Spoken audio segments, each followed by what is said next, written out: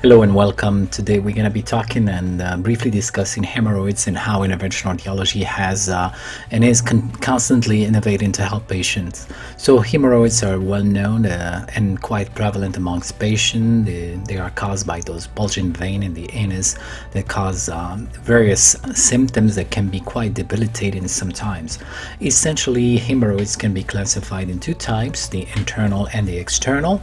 The external are easy to recognize. They cause bulging, itching, and of course bleeding and pain. And typically the patient will know quickly about them because they will have folds or bulges in the skin there.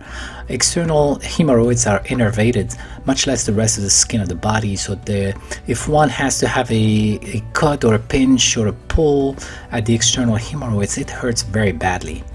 Internal hemorrhoids are inside of the anal canal, so they are inside, and the internal hemorrhoids, they don't really cause sharp pain or pain sensation because of lack of nerves there. But if there's a bulge, for example, of the level of the internal hemorrhoids, patient might have a feeling that they have not completely emptied the rectum after a bowel movement. Hemorrhoids have been classified in 4 grades according to the severity of hemorrhoids, from grade 1 where there's no prolapse and just some prominent blood vessels, all the way to grade 4 where there is a prolapse which is impossible to reduce manually. Hemorrhoids, whether internal or external, can manifest with a range of symptoms according to their grades, of course.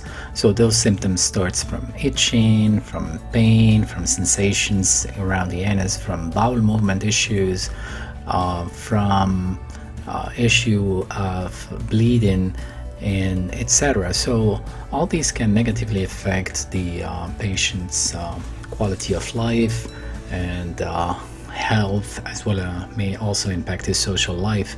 So we said that the external hemorrhoids, basically because they have the same innervation as the skin and the same nerves, can be responsible for the pain, the sharp pain, and the itching, especially if you have an injury at the level of the external hemorrhoids or a cut.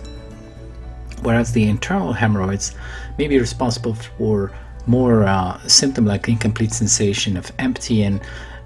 However, one of the most problematic symptom is the issue of bleeding, and this type of bleeding can be either an ongoing bleeding that can manifest times and times again, all the way to some very catastrophic bleed or even life-threatening hemorrhage. And this is where interventional radiology classically has been consulted when there's no possibility to stop the hemorrhage.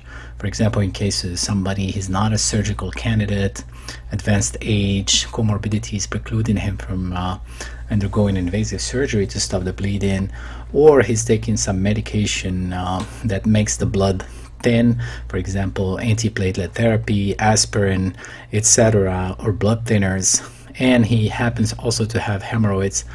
Any issue at that time can be really serious. Even though hemorrhoids are not lethal by themselves, they're not a life-threatening condition, but sometimes the consequences of the hemorrhoids and the lack of therapeutic alternative can be really problematic for this patient. So we're going to talk about a little bit how interventional radiology can help, what are the new developments in the field, and what has been developed mainly in Europe. Before that, we're going to talk about the management and also the diagnosis of hemorrhoids when patients go to the physician.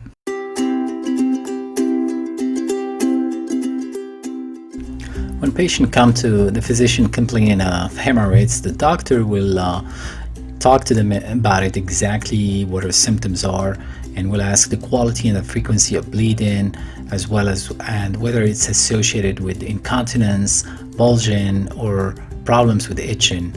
And typically the doctor would perform an examination in which he will look at the hemorrhoids both inside and outside of the anus, as well as an anoscopic examination to look at them inside the anus.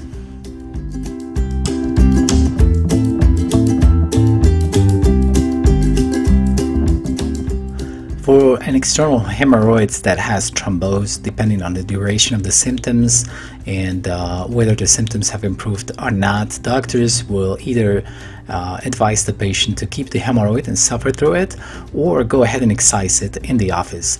The most common treatment approach for internal hemorrhoid in the USA is hemorrhoid banding, which is an office-based procedure where the doctor places a tiny little rubber band around the hemorrhoid, causing the blood supply of the hemorrhoids to be cut off, and then about 4 or 5 days this hemorrhoid actually slough off with this bowel movement, and patients usually don't even notice that, as this is probably one of the usual treatment offered because it causes much less pain.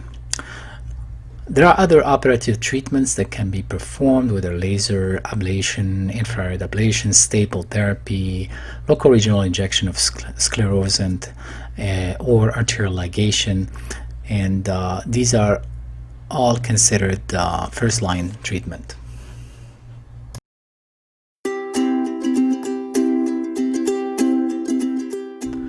When all first-line therapy and medication fails, then the patient has to undergo surgery. The problem with surgery or operative hemorrhoidectomy, it's extremely painful. It's one of the most painful operations on planet Earth and should be done as last treatment option because of the pain that is a consequence of this type of surgery.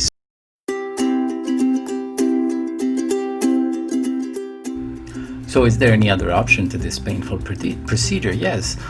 Interventional radiology is now actively looking and researching other options for a patient who have failed the medical treatment and don't want to undergo invasive and painful surgery. And this option is embolization.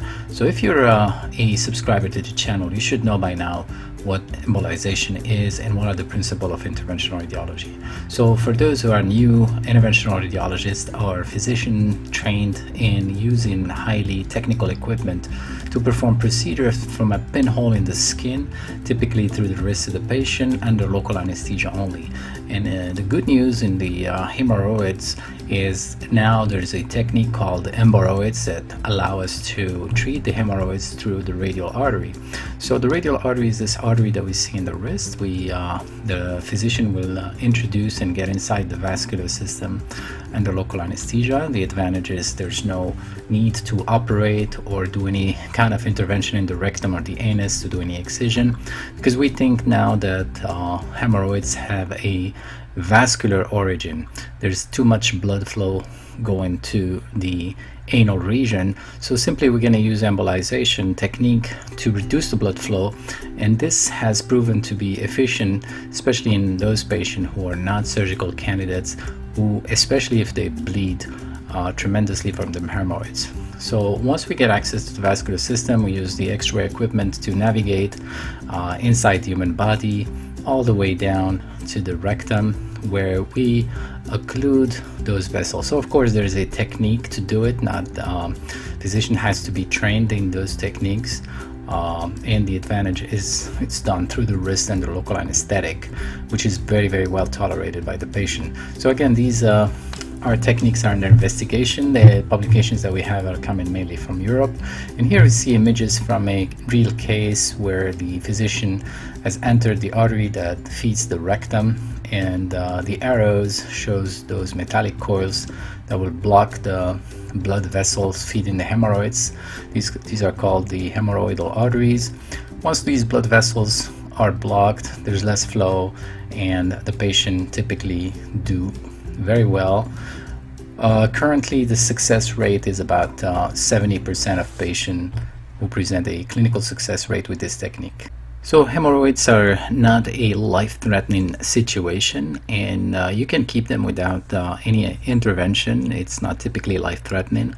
The good news now is interventional radiology is actively looking into the subject, and we should come up soon with a solution that should be a good compromise between first-line therapies and invasive surgery. Thank you.